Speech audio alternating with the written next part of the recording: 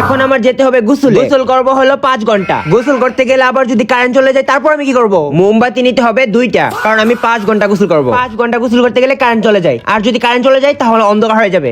এই জন্য আমার মোমবাতি নিতে হবে। এখন আমার কি কি লাগবে? তয়লা লাগবে 5টা। এই তয়লা হলো এই হাত মোছার জন্য, এই তয়লা হলো এই হাত মোছার জন্য, এই তয়লা হলো ঘাড় মোছার জন্য, এইটা হলো চুল মোছার জন্য, আর এইটা হলো পা মোছার জন্য। ফেস ওয়াশ লাগবে হলো 1টা 2টা 3টাও। আর এটা হলো গোসল করে বের হলে বেসলিনটা লাগবে। এটাও গোসল করে বের হলে হাতে বেসলিনটা লাগবে। আর এটা হলো মুখে দিতে হবে।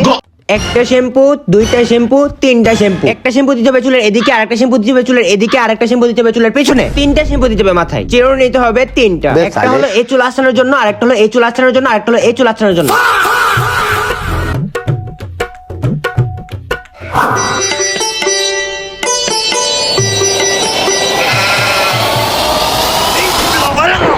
আরে আমার জমিদারের ছেলে, ঘুম থেকে উঠ, তাড়াতাড়ি গোসলে যা। আরে যাইতেছি তো।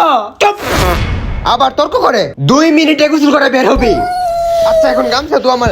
আম্মু সাবান কই? বাথরুমে দেখ বাংলা সাবান আছে, নতুন সাবান দিয়ে কিন্তু গোসল করিস, এটা আমার।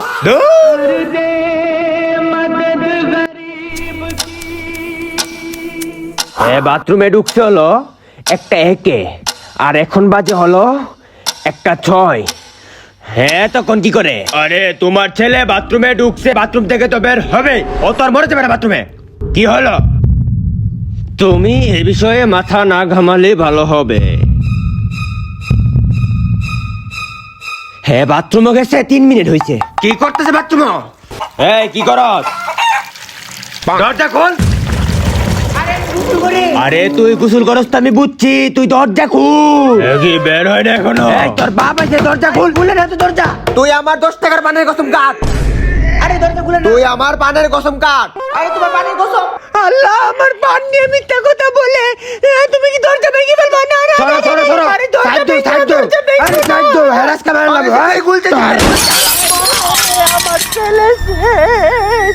এ বড় সত্যি কথা বলছিল, আমার পানের কসম কাটছিল।